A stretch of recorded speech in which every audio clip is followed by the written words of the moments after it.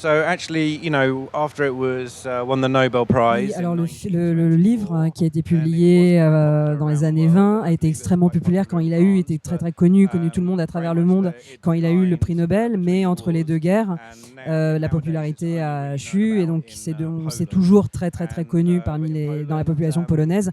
Mais par contre, les Polonais sont assez ambivalents par rapport à ce film. Ils ont pas forcément une réaction extrêmement positive parce que ça fait partie des livres. C'est un livre que tout le monde doit lire au lycée. C'est un pavé de 900 pages et donc c'est un peu une gageure que chaque Polonais doit faire et donc tout le monde n'est pas forcément content ou aime forcément ce livre.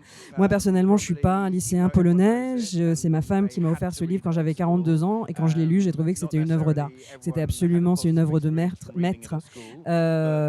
C'est du réalisme dans l'histoire, etc. Alors je sais, je suis désolée, Zola, ce bouquin est nettement meilleur que tes œuvres et parce qu'il y a un côté en fait dans ce livre qui est de l'ordre du mysticisme. Il y a un réalisme qui est extrêmement détaillé, extrêmement fort.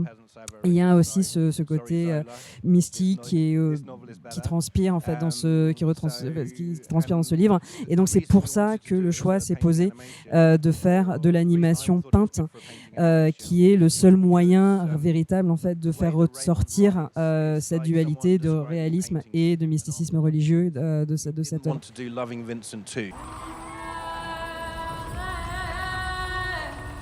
The book is the story of Le livre retrace le quotidien d'une communauté, d'un petit village de paysans au XIXe siècle en Pologne.